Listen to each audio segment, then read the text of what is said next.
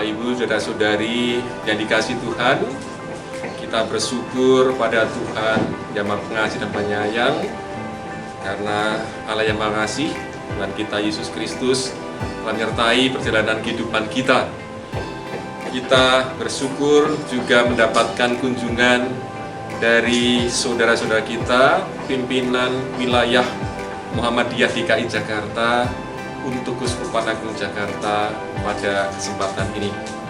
Maka mari kita bersama-sama bisa mengikuti tayangan perjalanan kunjungan pimpinan Muhammadiyah wilayah DKI Jakarta yang berkunjung ke Keuskupan Agung Jakarta dan diterima oleh Bapak Uskup Keuskupan Agung Jakarta, Bapak Kardinal Ignatius Suharyo, dan tentunya bersama dengan pengurus Komisi Hubungan Antar Agama dan Kepercayaan Keuskupan Agung Jakarta, Komisi Hubungan Antar Agama dan Kemasyarakatan Keuskupan Agung Jakarta.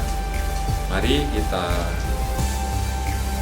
bersama-sama untuk mengikuti tayangan-tayangan berikut ini. Terima kasih. Terima kasih waktu yang diberikan kepada saya. Selamat siang Bapak-Bapak yang terhormat dan juga teman-teman dari Keuskupan Agung Jakarta. Kami ucapkan selamat datang di Keuskupan Agung Jakarta. Jadi tadi juga seperti diskusi, baru sekali, ada yang baru sekali masuk di Keuskupan. Nah, ini sudah pengalaman yang kedua. Bapak-bapak, pada hari ini terima kasih setelah kami atas kehadiran bapak-bapak di Keuskupan Agung Jakarta menindaklanjuti pertemuan sebelumnya. Kami berkunjung sowan ke pimpinan wilayah Muhammadiyah di DKI Jakarta. Nah, pada hari ini sesuai janji waktu itu, Romo Yadi, ayo bapak-bapak mari ke Keuskupan, gitu kan. Nah, pada hari ini puji Tuhan sudah bisa terlaksana. Tentunya dengan pertemuan ini nanti ke depan mungkin kegiatan-kegiatan hubungan kita semakin intensif dalam hal kerukunan antar agama. Bapak-bapak, acara pada siang hari ini yang pertama adalah menyanyikan lagu Indonesia Raya, nanti dipimpin oleh Mas Roy. Yang kedua nanti sambutan atas nama Keuskupan oleh Romo Antonio Suyadi. Kemudian Bapak Uskup akan ada penyampaian secara khusus kepada kita semua, dan kemudian dilanjut dengan dari penyampaian dari pimpinan wilayah Muhammadiyah DKI Jakarta. Mohon berkenan Kiai HM Sunan Miskan LC. Kemudian dilanjut kita dengan dialog, dan terakhir nanti ada pemberian atau tukar cenderamata. Nah, kalau masih ada waktu nanti dilanjut dengan monggo kunjungan ke gereja katedral, dan ada satu tempat adalah museum. Nah, ada museum juga di depan gereja. Nah, demikian susunan acara, dan memasuki acara yang pertama kita menyanyikan lagu Indonesia Raya. Dipersilakan berdiri.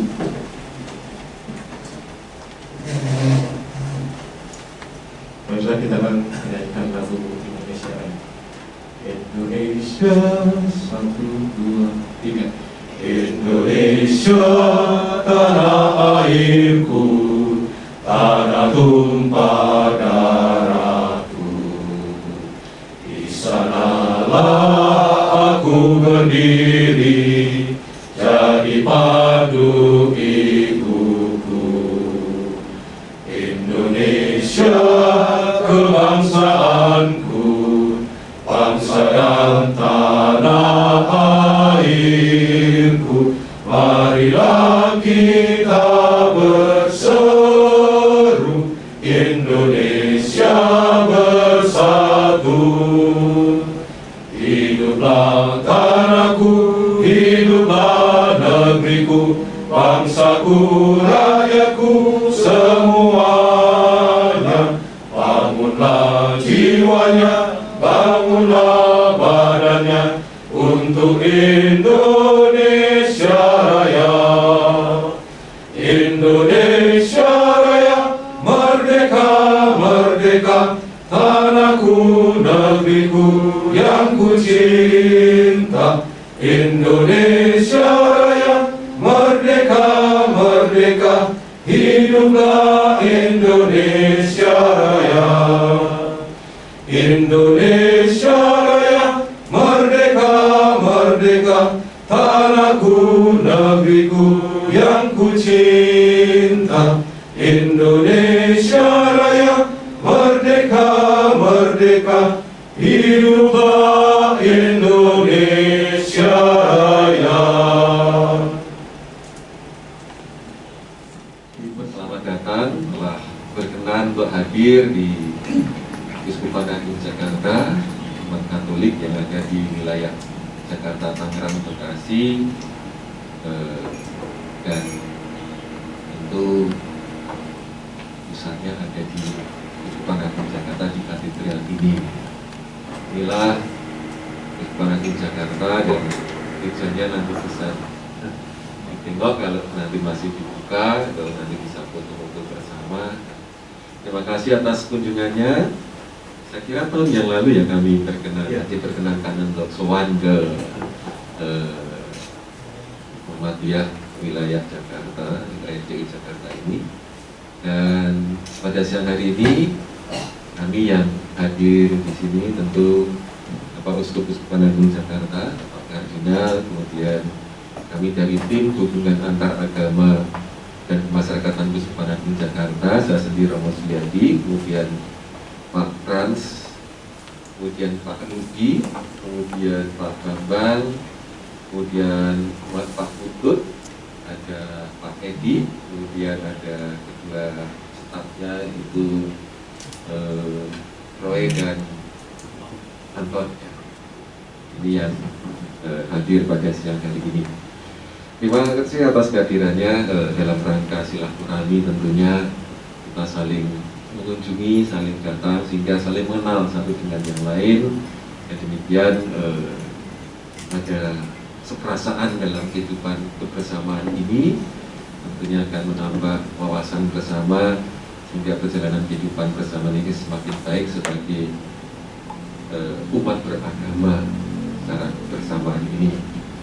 Dan sebagaimana janji yang lalu, kami mengharapkan kehadirannya, ternyata pada siang hari ini, kira-kira 1 bulan yang lalu surat, atau belum 1 bulan ya suratnya? Berapa waktu yang lalu? Kemudian kami jawab.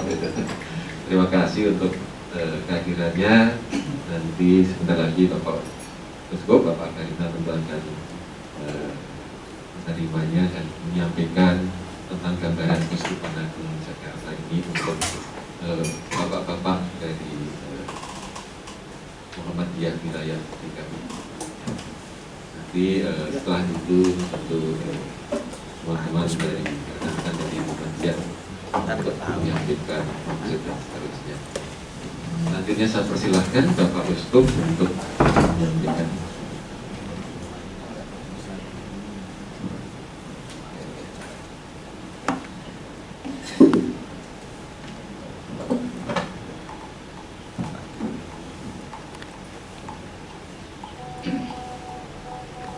Selamat siang. Assalamualaikum warahmatullahi wabarakatuh. Waalaikumsalam. Pertama, kami mengucapkan terima kasih khususnya kepada Kardinal dan pimpinan yang lain, di mana siang hari ini kami diberi waktu untuk kunjungan balik, atau kalau orang Jawa kunjungan balasan dibales.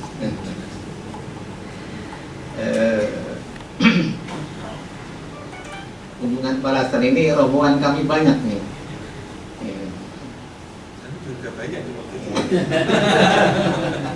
Dan kami sangat respect. Yang nasionalis betul itu uskupan kita. Kemarin nyampe di PWF nggak ada lagu Indonesia Raya. Nah, disinilah nilai lebih dari uskupan kita ini. Mudah-mudahan Tuhan Yang Maha Esa menyertai dan memudahkan segala urusan di uskupan ini. Ada pepatah Jawa atau ungkapan Jawa, sendal kaliwung.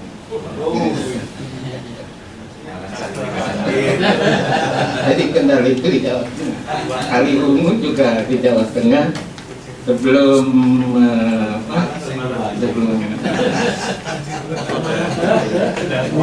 ajar kenal mumpung ketemu. Jadi mohon maaf saya perkenalkan satu-satu yang hadir ini. Yang paling ujung itu Mas Krisno, Krisno, seneng nang Krisno, senengnya ngurus kantor. Orang mulai-mulai terus kantor PWM di kepala TU kita, kami kita. Kemudian Pak Kiai Juandi, ini orang Sunda, tapi berwajah Eropa.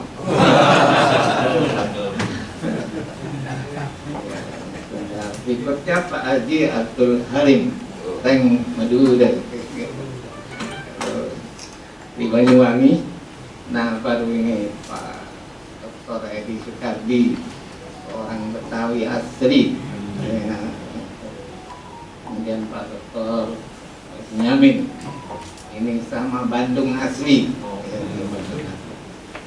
Pak Nuswatoro, tadi kita sudah kenal semua. Priantun saking Jawa Tengah.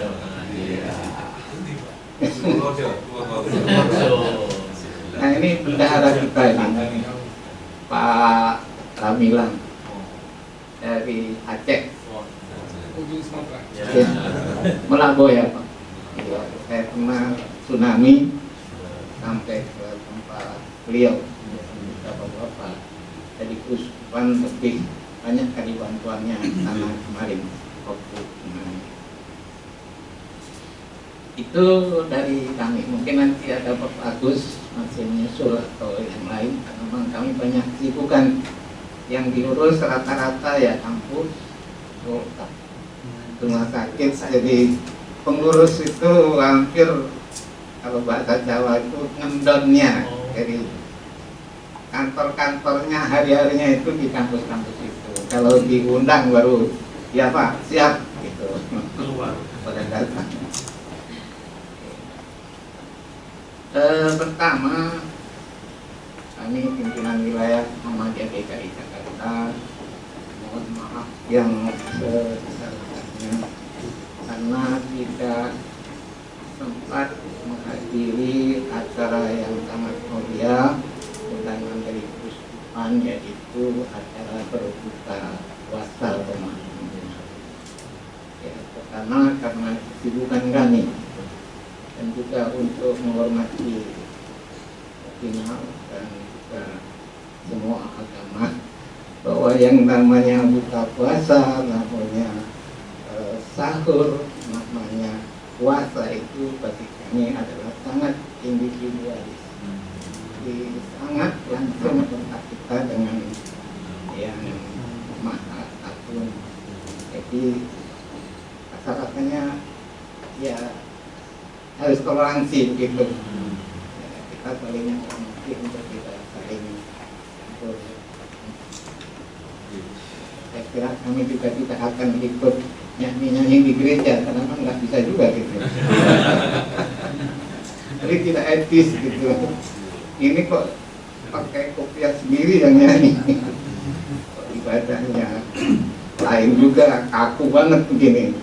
Nah itu diantara hal-hal yang lain tentu banyak yang bisa kita kerjakan. Masalah kemanusiaan, ya, masalah pengangguran, masalah climate change, ya, masalah ketidakadilan di negeri kita ini, ya, banyak. Bahkan kami kemarin dengan pimpinan wilayah NU DKI Jakarta untuk menghormati 17 Agustus, mari kita lomba tanding sepak bola. Setuju, saya pakai sarung. Wah, itu kan tradisi saya di Gresik dulu, saya waktu kecil. Nah, nah, kami juga punya stadion supaya gratis, gak bayar, di Universitas Muhammadiyah Jakarta. Jadi ya itu masih belum ditentukan anggarannya, masih dibentuk panitia dulu. Nah, Pak Edi sebagai orang yang bidangi seni, beliau itu ingin membuat drama kolosal, memainkan tokoh Surabaya, tokoh Jombang, Kiai Hashim Asy'ari, dan juga nanti plenumnya ditambah bermain bersama Kiai Ahmad. Coba ditambah dengan memainkan tokoh dari keuskupan yang lama-lama dulu para pendiri kami bisa bekerja sama soal kemeriahan kesenian dan sebagainya. Ini dari saya, mungkin Pak Nus bisa nambah sama urusan-urusan administrasian dan lika-liku gimana kalau Bapak bisa berkunjung ke grassroots kami di ranting Muhammadiyah itu tingkat kelurahan. Ini Pak Nus yang bisa ngerti betul strukturnya, bagaimana kalau mau ke rumah sakit Jakarta atau silakan Pak Nus nambah. Yang pertama tadi puasa, samping yang paling agak berat itu adalah kami setiap Ramadan itu berkunjung ke daerah-daerah. Nah, pas tanggal itu, pas kami kunjungan ke Jakarta Selatan. Jadi kalau kamu nggak hadir nanti jamaah di sana bisa marah semua. Jadi pas betul itu kunjungannya. Jadi, memang begitulah kegiatan Ramadan kami. Kemudian yang kedua, yang kaitannya tadi kami diundang apa tidak, ini memang panitianya nanti dari Muhammadiyah dan NU. Yang akan kami undang tentu seluruhnya, ormas-ormas, walaupun saya nggak tahu nanti sistemnya bagaimana, tapi yang pasti pertandingan sepak bola yang mau diadakan itu adalah pertandingan dalam bentuk persahabatan dan kekeluargaan. Kebetulan di Universitas Muhammadiyah yang di Jakarta, di Ciputat, itu kami punya stadion itu, dan itu daripada nyewa tempat mahal kan kita dan itu cukup. Ini saya kira nanti setelah kami dengan NU sepakat, waktunya nanti memang akan kami undang semua, walaupun cuma setengah jam kita main gitu. Setengah jam kita main, nggak kuat lama-lama. Fotonya gitu. Jadi ini memang sedang dirumuskan bentuknya, dan kami akan mengundang semua kan nanti sebagaimana yang dicanangkan oleh Pak Gubernur Anies bahwa Jakarta adalah kota kolaborasi. Jadi ini yang menjadikan dasar kami nanti dengan NU untuk bekerja sama. Terus kemudian yang juga kami sampaikan bahwa andai dulu Banten itu tidak memisahkan teritorial kepemerintahannya kita sama itu Pak. Karena dulu pimpinan Muhammadiyah wilayah DKI Jakarta namanya Pimpinan Wilayah Muhammadiyah Jakarta Raya. Jakarta Raya itu meliputi Bekasi, Tangerang dan sekitarnya. Jadi kalau tadi sudah disampaikan keuskupan itu meliputi Bekasi, Tangerang, sama dengan kami itu Pak. Cuma karena memang ada kesulitan teknis di pemerintahan, terutama pada saat kami melaksanakan amal usaha Muhammadiyah itu, ada perguruan tinggi, ada sekolah, ada rumah sakit, sehingga ada kesulitan di administrasi kepemerintahannya. Maka kemudian karena dulu Tangerang itu kalau disuruh gabung ke Jawa Barat nggak mau Pak, karena mau ke Bandungnya saya harus melewati Jakarta. Jadi daripada melewati Jakarta, dengan kami gabung ke Jakarta. Setelah dengan Banten, kemudian bisa dengan Banten, Bekasi juga karena kesulitan administrasi. Jadi akhirnya banyak aset-aset milik Perserikatan Muhammadiyah Jakarta, hanya ya kami serahkan kepada masing-masing daerah. Jadi sekarang kami menggunakannya, nomenklatur yang kami gunakan Pimpinan Wilayah Muhammadiyah DKI Jakarta, nggak pakai raya lagi. Kalau dulu pakai raya itu Pak. Karena dan sekitar itu. Kemudian kami masih mau mengundang bapak-bapak lagi, karena kemarin waktu bapak-bapak datang itu kami tidak bisa tanda kutip memamerkan gedung kami. Belum jadi.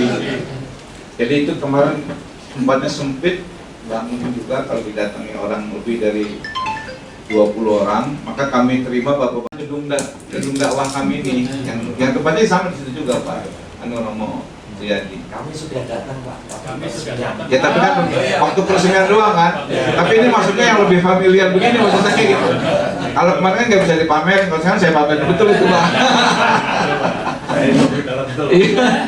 Jadi dalamnya mau kami pamerkan juga. Jadi itu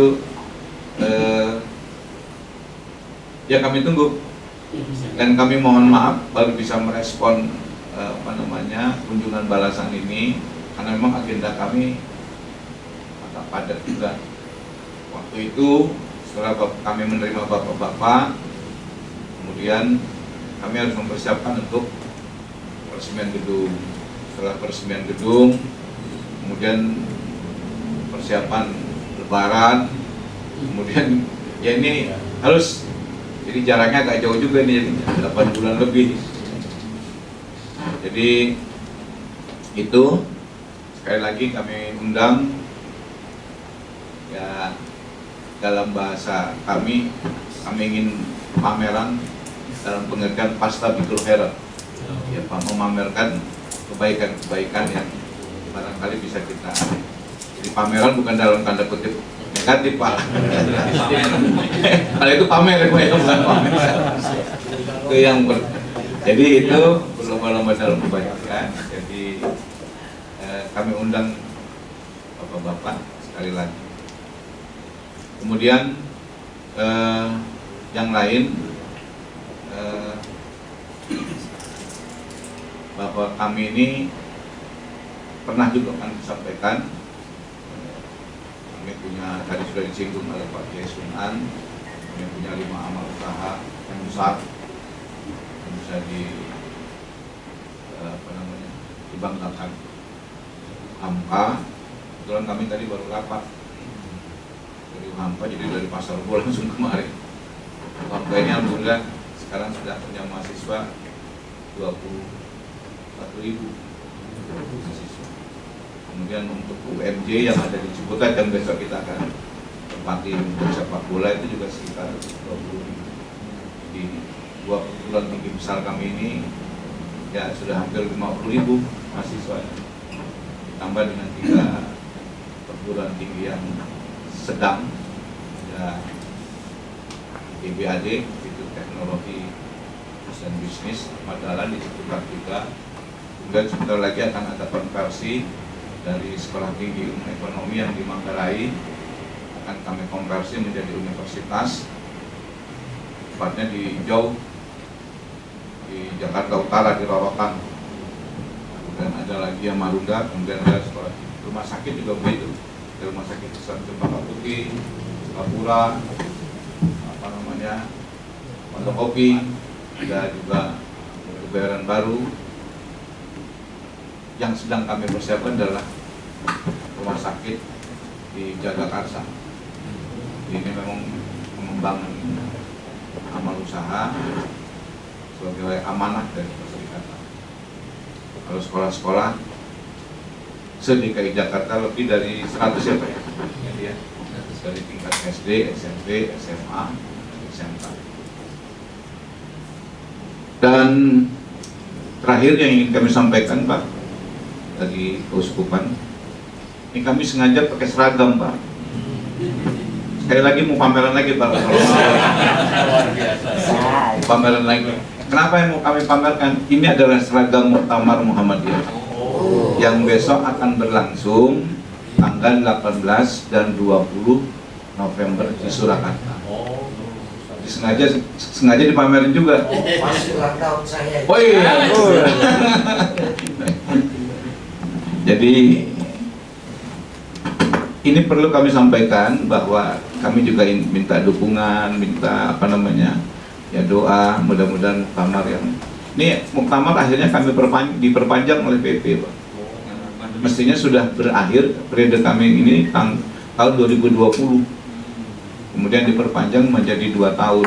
Jadi kami periode perpanjang ini 7 tahun.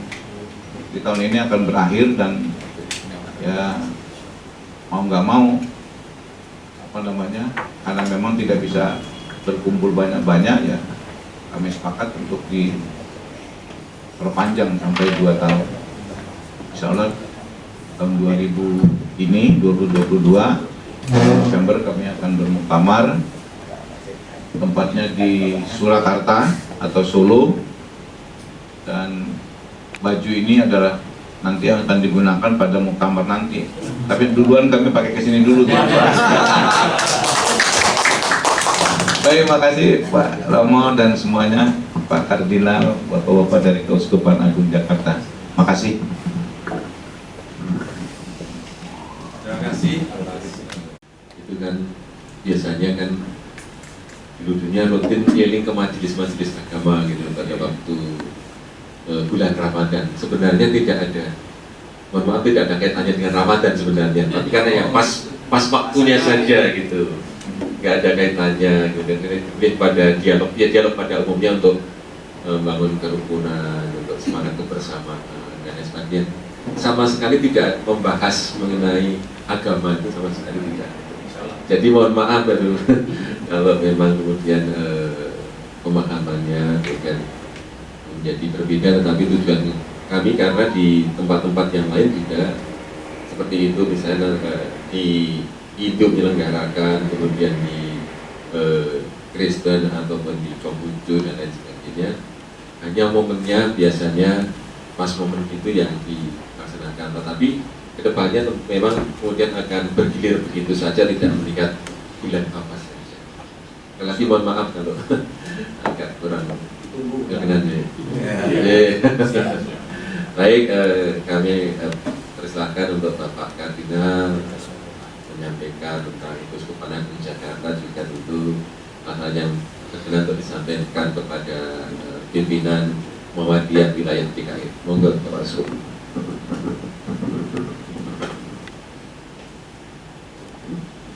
Bapak-bapak pimpinan wilayah Muhammadiyah DKI yang saya hormati, selamat siang. Senang sekali dapat ikut pertemuan di sini. Saya tadi baru rapat, masuk kamar dipanggil Romo Sihadi, itu ada tamu-tamu dari Muhammadiyah, bisa ada waktu apa enggak? Oh ya, kalau untuk Muhammadiyah saya pasti harus datang. Saya kenal baik dengan Pak Haidar Nasir, sering berkontak, beda kecamatan, saya dari Sedayu, beliau dari Godean.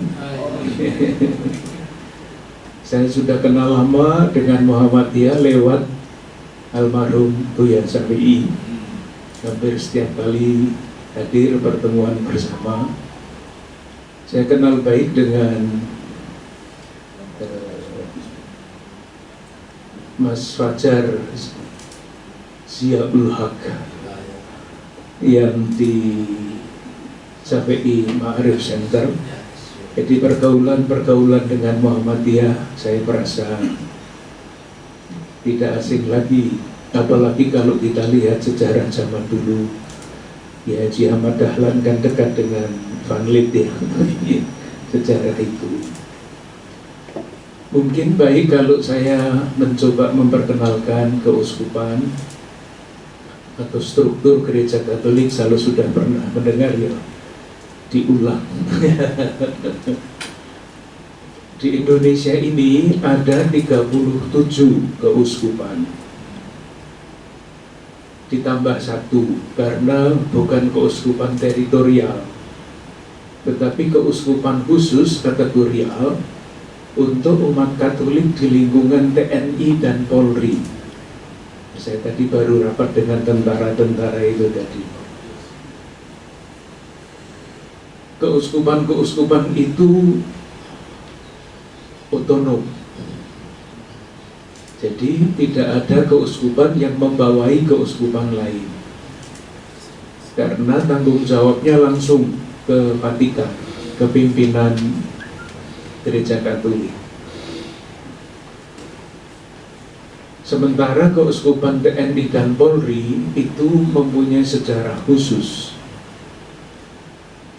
karena waktu itu Indonesia sedang perjuangan kemerdekaan tahun 46, 47, 48, 49, dan Menteri Pertahanan waktu itu mendirikan satu unit pelayanan rohani untuk Angkatan Perang Republik Indonesia, namanya masih Angkatan Perang, untuk menunjukkan bahwa Gereja Katolik itu terlibat di dalam perjuangan kemerdekaan.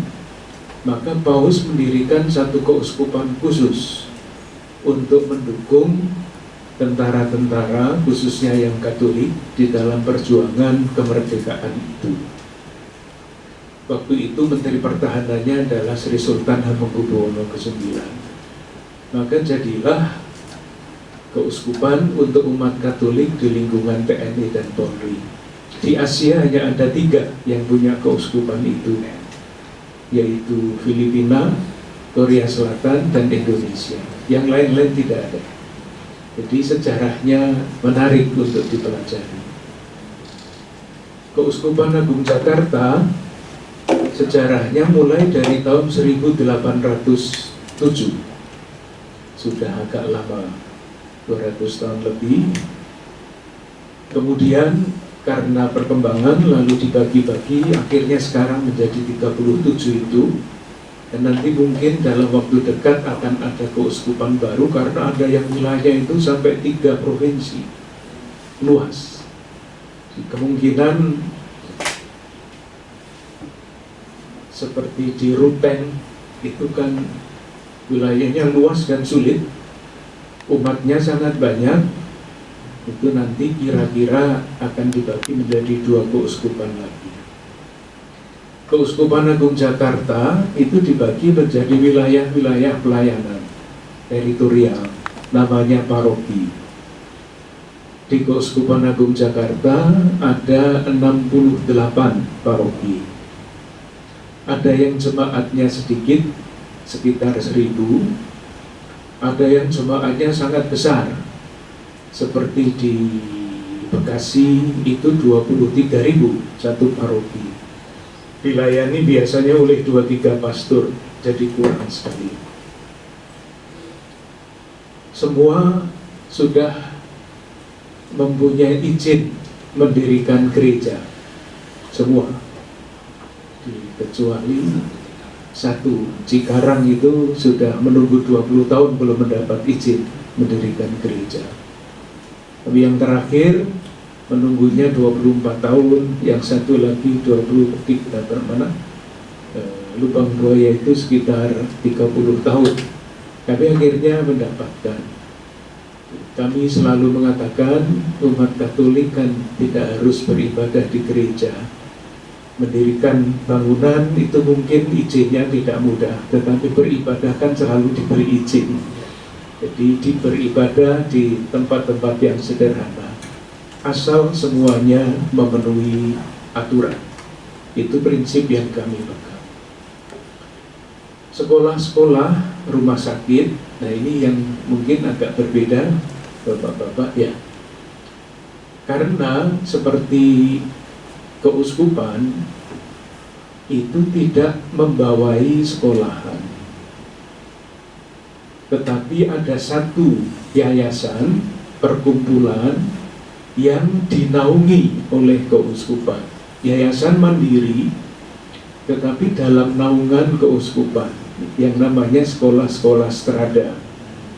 Itu ada 74 sekolah bergabung di dalam yang namanya perkumpulan strada, tapi punya pengurus sendiri, bukan pengurus keuskupan. Sekolah-sekolah lain seperti Ursula, seperti Canisius, Tarakanita, itu juga dalam naungan yayasan yang berbeda-beda lagi. Jadi di dalam gereja Katolik yang seringkali tidak mudah dipahami, itu ada yang namanya begini. Gereja Katolik itu terdiri dari 3 bagian. Yang pertama adalah hierarki namanya. Hierarki itu adalah pimpinan.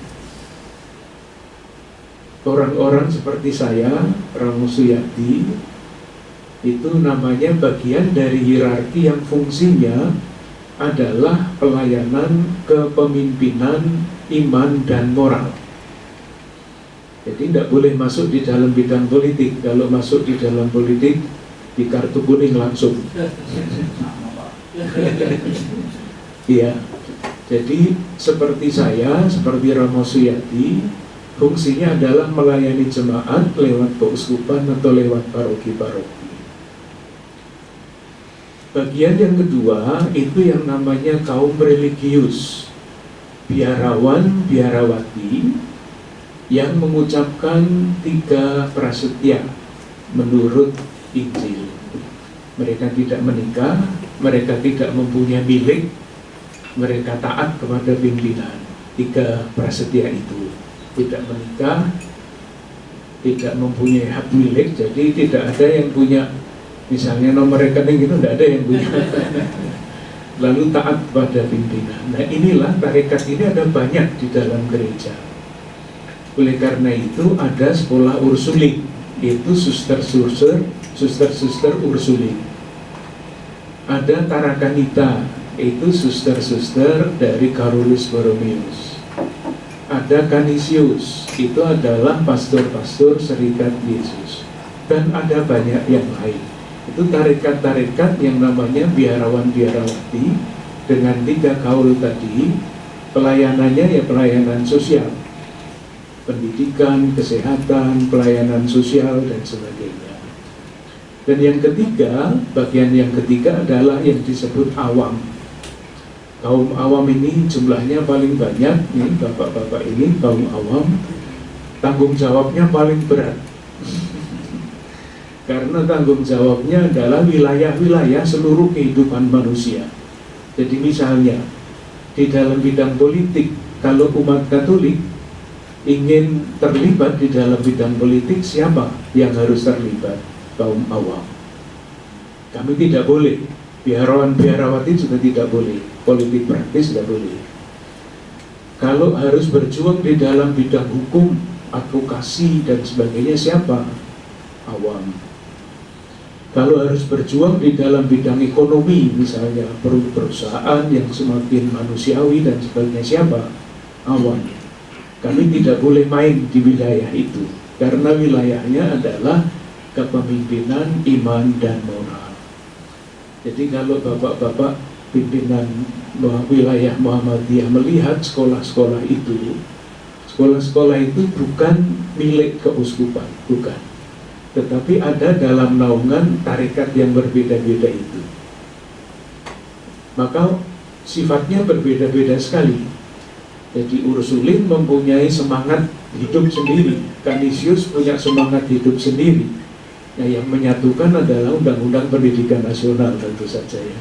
Tetapi spiritualitasnya, watak yang ditanamkan pada murid-murid itu sesuai dengan jiwa dan watak yang namanya tarekat-tarekat itu. Itu mengenai struktur gereja.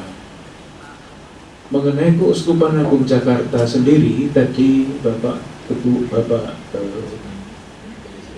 Kiai Sunan heran kenapa kami menyanyi Indonesia Raya. Itu ada ceritanya, Pak.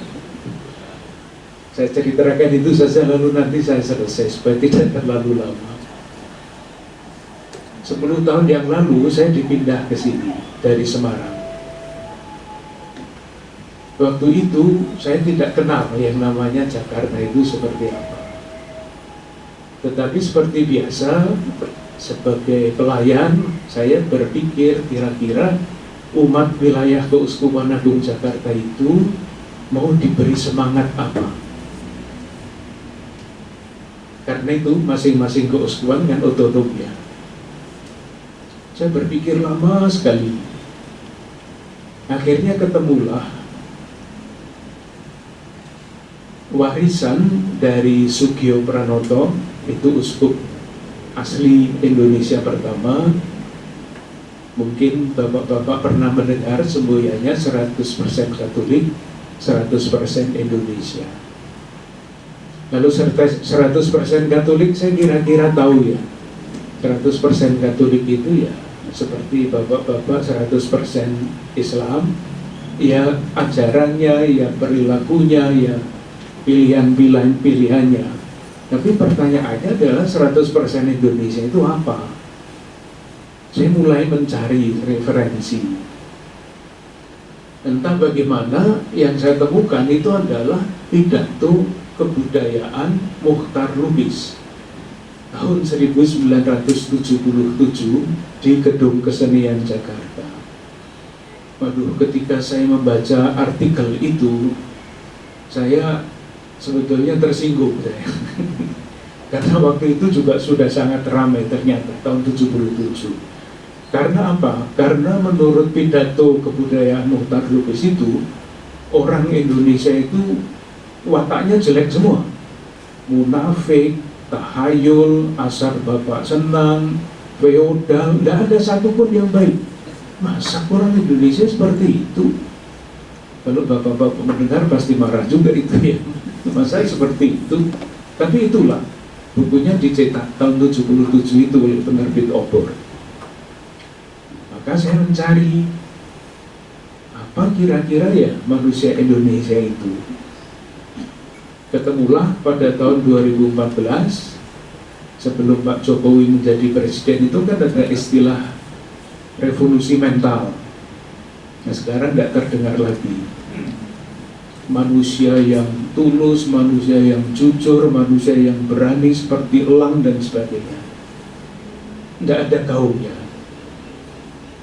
Lalu saya berpikir, apa kira-kira yang saya tawarkan kepada umat supaya menjadi sungguh-sungguh 100% Indonesia? Jawaban saya adalah umat Katolik di wilayah Keuskupan Agung Jakarta yang saya layani mesti terus merawat dan berkembang di dalam semangat cinta tanah air. Itu jawaban saya. Cinta tanah air. Harus dicarikan alasan. Kita semua tahu sejarah bagaimana dulu para pejuang bangsa kita, para bapak bangsa kita mendirikan negara ini, dan tentu saya memberikan contoh-contoh dari lingkungan Katolik sendiri. Yang saya ambil sebagai contoh yaitu Van Lith. Tokoh Van Lith itu tahun 22, Van Lith itu sudah mengatakan sesuatu yang membuat orang Belanda marah. Karena dia menulis begini, kami para misionaris, semua orang tahu, kami para misionaris berusaha berdiri di tengah. Tetapi kalau terjadi konflik, semua orang tahu juga kami akan berpihak pada pihak yang terjajah. Itu orang Belanda, membuat marah Nah, itulah sebabnya Vanlit itu gurunya Sugio Pranoto. Maka tidak heran kalau Sugio Pranoto itu watak nasionalismenya dahsyat bukan main, karena dia adalah muridnya Vanlit, diwarisi itu. Murid yang kedua adalah Kasimo, kedua-duanya pahlawan nasional. Oleh karena itu, selama mulai tahun 2016 sampai tahun 2021,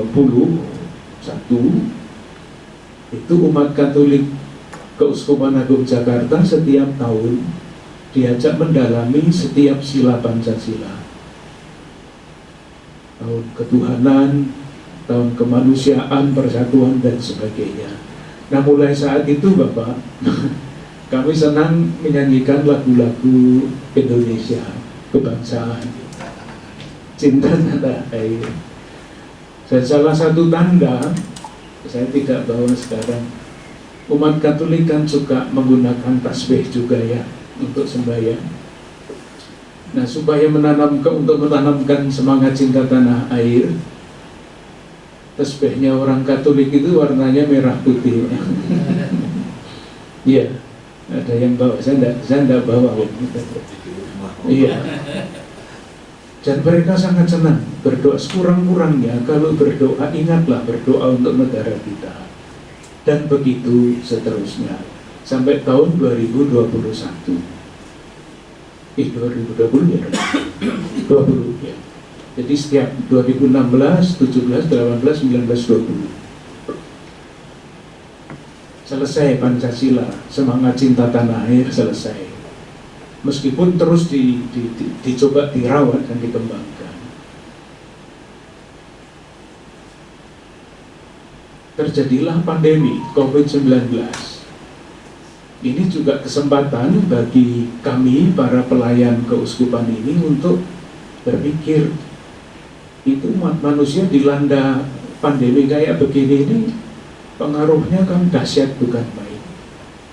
Nah, suatu ketika tahun 2019 atau 20 ya, 20, saya membaca di dalam harian Kompas satu artikel yang bagi saya mencerahkan dan membuat saya bangga menjadi orang Indonesia.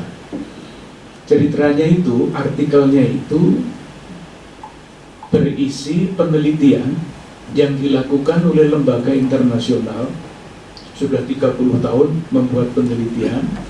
Penelitian yang pertama itu dilakukan berkaitan dengan World Giving Index, kerelaan memberi, yang diteliti 146 negara. Saya tidak pernah pikir Indonesia ada di nomor 1 dari 146 negara itu dalam hal kerelaan memberi. Penelitian yang lain, yang kedua, dimuat di dalam tanggal yang sama, itu yang diteliti adalah modal sosial dari 167 negara. Hasilnya Indonesia itu ada di nomor 6 dari 167 negara. Ini bagi saya sangat mencerahkan. Saya tahu ada banyak korupsi di mana-mana, tetapi bahwa ada watak dasar yang ditimbulkan lewat penelitian itu bagi saya sangat revelatif. Oleh karena itu, mulai tahun 22 ini sampai nanti tahun 2026, yang dicoba ditanamkan adalah watak peduli. Saya kira memberi modal sosial itu berkaitan dengan watak peduli yang harus kita rawat dan harus kita kembangkan. Dan memang bukan hanya statistik yang membuktikan bahwa kita itu rela memberi. Beberapa waktu yang lalu Bapak Menko Kesra, Bapak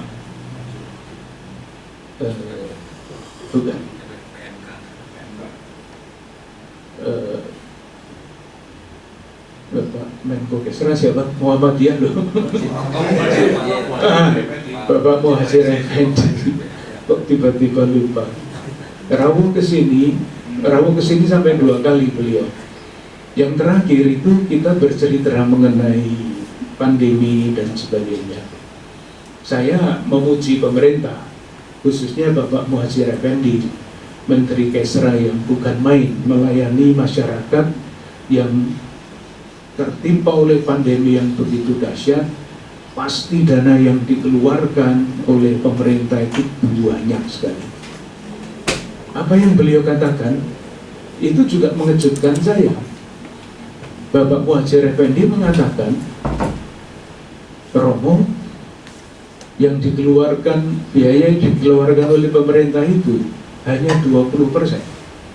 Yang lain-lain itu adalah yang dikeluarkan oleh masyarakat.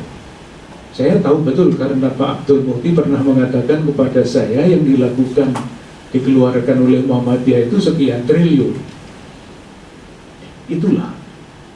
Maka saya merasa watak seperti itu, watak peduli yang mungkin akan digerogoti oleh semangat korupsi, semangat apa lagi, itu harus dirawat dan dikembangkan. Sehingga selama 5 tahun ke depan, mulai tahun 2022 sampai 2026, setiap tahun kami akan merefleksikan, mengajak umat untuk mendalami 5 pokok yang berkaitan dengan kepedulian. Yang pertama adalah martabat manusia, karena itu dasarnya. Yang kedua adalah kebaikan bersama. Yang ketiga adalah solidaritas. Yang keempat adalah perhatian lebih kepada saudari-saudara kita yang kurang beruntung. Dan yang kelima adalah lingkungan hidup. Itu tahun per tahun dicoba didalami, tentu tidak usah-usah ini jangan dulu karena belum waktunya, enggak. Tapi ya dibeda-bedakan tetapi tidak dipisah-pisahkan. Moga-moga buahnya nanti dapat dilihat di dalam keterlibatan umat Katolik sebagai warga negara Indonesia. Itu cerita sedikit tentang apa yang kami coba buat di Keuskupan Agung Jakarta. Di keuskupan lain saya tidak tahu, karena itu tadi masing-masing keuskupan otonom. Memang ada konferensi wali gereja Indonesia, tetapi konferensi wali gereja Indonesia itu tidak mempunyai wewenang apapun terhadap keuskupan-keuskupan. Itu hanya berkumpul, belajar bersama, lalu memberikan cakrawala, sesudah itu pulang. Nah, silahkan memilih masing-masing mana yang cocok untuk wilayahnya. Karena wilayah Jakarta pasti berbeda dibandingkan dengan yang berada di Kalimantan Barat sana dan sebagainya. Itu Bapak Pimpinan, 1-2 sharing dari apa yang kami lakukan. Terima kasih. Baik, terima kasih Bapak Uskup yang telah menyampaikan tentang Keuskupan Agung Jakarta, terutama 10 tahun terakhir tentang arah dasar Keuskupan Agung Jakarta untuk umat Katolik tentunya, tentu juga partisipasi Gereja Keuskupan Agung Jakarta untuk masyarakat. Maksudnya tidak diberikan bagaimana pandemi itu Keuskupan Agung Jakarta tentu banyak gereja, karena tadi Pak PMK Pak Muhadjir itu kan prawo kesini kemudian memohon untuk Gereja Katolik membantu vaksinasi. Itu banyak gereja yang menyelenggarakan, termasuk di gereja tempat saya itu sampai sekarang belum selesai. Sudah kira-kira hampir 100.000 yang divaksin, padahal umatnya cuma 23.000 vaksin di mana-mana. Dan seterusnya gitu. Monggo Bapak-Bapak kalau berkenan ingin menyampaikan atau ingin menanyakan sesuatu untuk kami persilahkan. Oke. Ada yang ingin menyampaikan? Apa saja? Seperti yang lalu kan kami boleh bertanya apa saja gitu. Sekarang. Istilah Majlis Agung Mawi. Konferensi Mawi yang itu saya pernah dengar. Bedanya apa? Itu pergantian Bapak ya. Jadi Mawi itu Majelis Agung Wali Gereja Indonesia. Sampai tahun tertentu ketika ada undang-undang ormas baru, lalu nama majelis dianggap tidak cocok. Kalau majelis itu kan artinya membawai, kalau tidak salah ya. Nah, kan konferensi kalau kami tidak ada yang membawai siapapun, maka namanya berubah menjadi Konferensi Wali Gereja Indonesia. Hanya itu saja, hanya perubahan nama di dalam sejarah.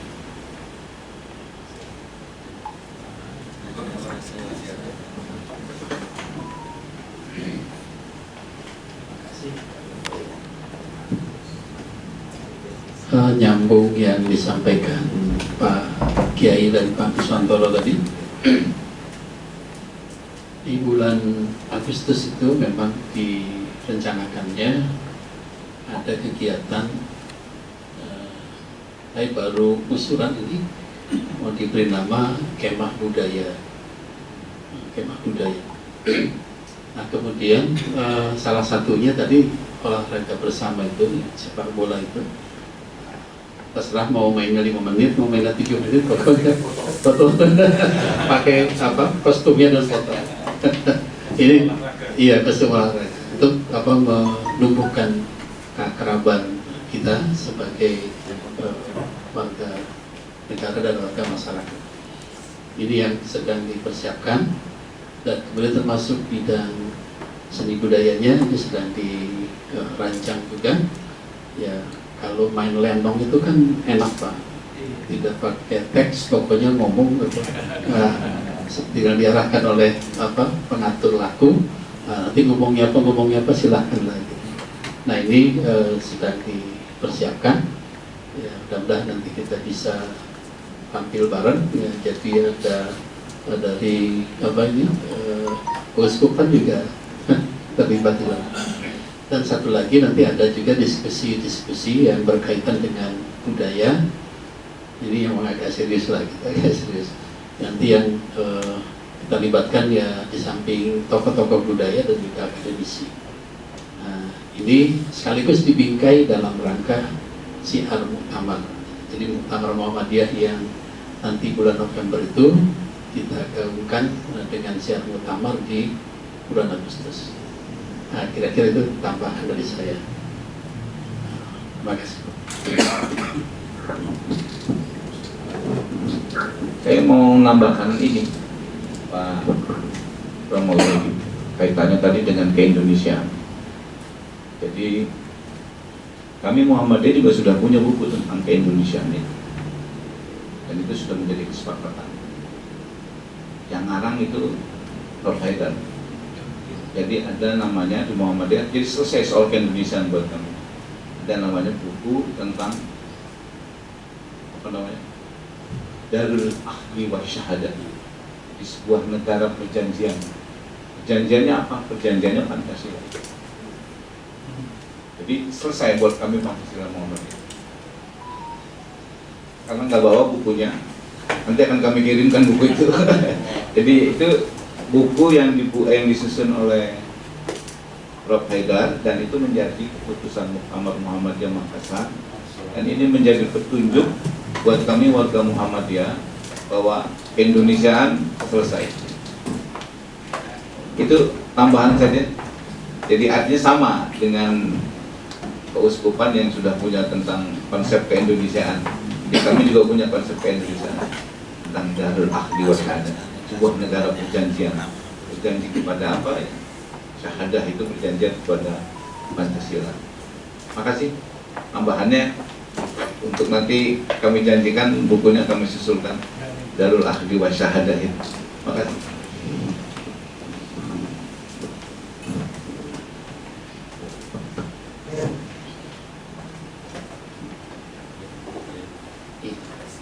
Ada tamu baru.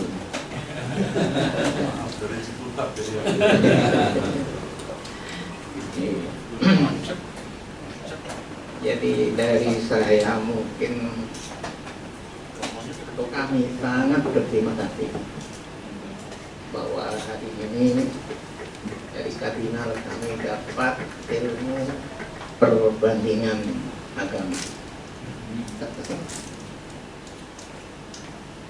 Kebetulan saya dari Fakultas Ilmu Agama jurusan dakwah Muhammadiyah Surabaya, berdiri tahun 65. Nah, itu ada pelajaran wajib ilmu perbandingan agama. Itu ide dari Pak Kiai Mufti Ali. Iya. Anda harus belajar tentang agama Kristen. Anda harus belajar tentang agama Buddha. Mengapa? Supaya Anda memahami akunya orang lain. Jadi untuk toleransi itu kita harus punya aku dan mengakui akunya orang lain. Nah, supaya tahu akunya orang lain itulah belajar perbandingan agama. Sampai di Kairo saya masuk Al-Azhar, oh rupanya di sana juga lebih dulu. Ilmu perbandingan agama itu juga bagian dari jurusan Fakultas Usuluddin. Kalau Usuluddin itu jurusan keagamaan, lalu ada bagian yang namanya perbandingan. Jadi beliau kan terima kasih untuk mendapatkan ilmu yang sangat baik, dan intinya adalah cinta tanah air. Kami punya perintah dari Nabi kita Muhammad SAW itu bahwa hubbul waton minal iman, cinta tanah air itu bagian dari iman. Beliau itu kalau diizinkan pulang ke Mekah, dia pengen pulang, saya dikangen sama Mekah. Nggak diizinkan oleh Allah Subhanahu wa Ta'ala, jadi tetap tinggal di perantauan Madinah. Jadi betul-betul cinta tanah air yang diajarkan oleh Ramadan itu adalah bagian dari keimanan kita. Terima kasih. Muhammadiyah mengabadikannya zaman penjajahan dengan mendirikan pandu pramuka, diberi nama Hizbul Waton HW. Nah, di antaranya Jenderal Sudirman adalah tokohnya yang sebagai itu dari saya. Dan Prof. Agus kalau ada yang disampaikan. Ini Udah semua ya. Nah ini Romo ingin nyambung dulu. Maka tidak ingin bercerita dan berharap saya itu kalau pergi ke luar negeri bertemu dengan teman-teman di sana, mereka itu kagum kok Indonesia dengan sekian banyak pulau, dengan sekian banyak bahasa hidup dalam harmoni. Khususnya orang-orang dari gereja Katolik itu heran juga, di negeri yang penduduk muslimnya paling besar di dunia bukan negara Islam. Intinya adalah saudara-saudara kita di daratan Eropa, di daratan Amerika itu sangat ingin mengenal lebih jauh mengenai Islam di Indonesia. Itu keinginan mereka. Nah, sejauh saya baca di koran, Muktamar ke-34 nanti Surakarta kan juga akan ada yang berkaitan dengan apa ya? Dengan peran global. Nah, seandainya pelan-pelan peran global Islam Indonesia khususnya Muhammadiyah di daerah wilayah Eropa dan Amerika itu pasti akan menjadi sumbangan sangat besar bagi perdamaian dunia. Itu harapan saya, karena teman-teman di Eropa selalu merasa begitu, sehingga Vatikan sekarang kalau mencari wakil-wakil Islam untuk berbicara bersama, yang dicari dari Indonesia entah Muhammadiyah entah NU. Yang terakhir ini yang kesana terus itu kan Pak Din Samsudin ya, tetapi Pak Abdul Muti juga sering diundang ke sana. Itu ungkapan dari keinginan bahwa masyarakat Eropa sungguh ingin tahu mengenai Islam Indonesia yang dikenal sangat toleran, sangat baik. Itu saja. Oke.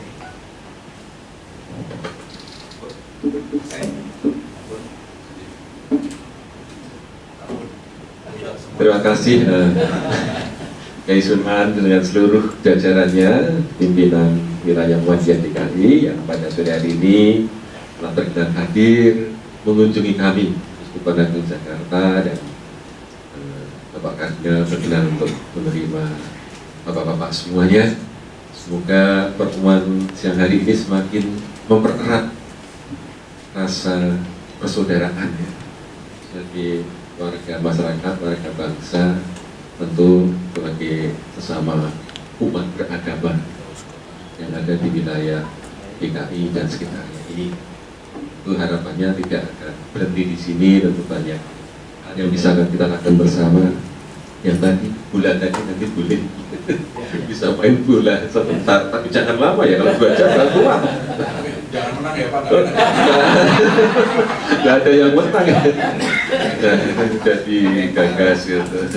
Juga kami kan sebelum pandemi setiap tahun itu kan mengadakan sudah 3 atau 4 kali untuk jalan bersama lintas agama keliling dekat sampai dengan sekitar Monas. Tapi untuk 2 tahun terakhir ini, 3 tahun yang terakhir ini kan pandemi hingga tidak dilaksanakan. Beberapa waktu yang lalu dari Pemda itu meminta, tapi kami belum nyanggupi karena pandemi belum selesai.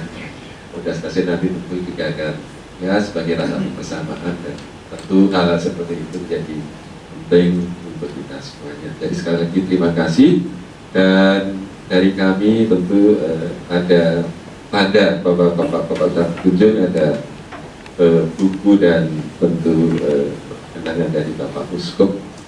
Pak Uskup berkenan untuk menyerahkan kepada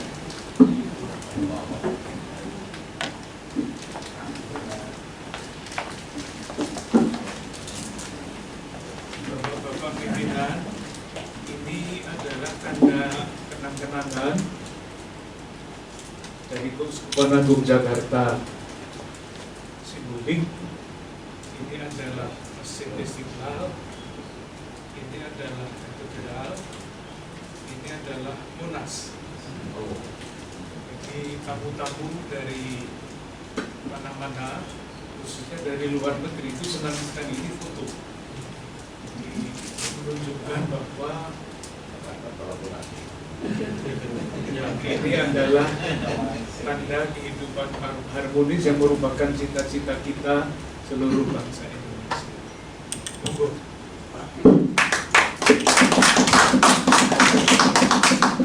yang sangat berharga.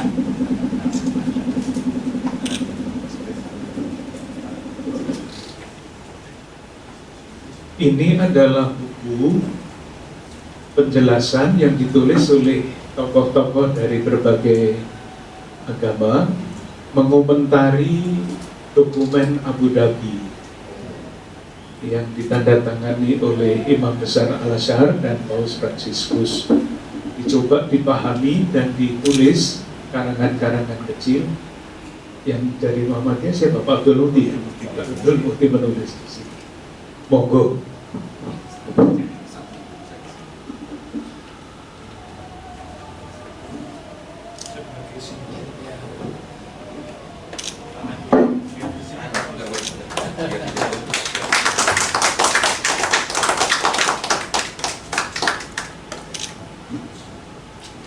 Saya asli bahasa Inggrisnya ada, bahasa Arabnya ada, terus bahasa Indonesia. Moga Inggris kan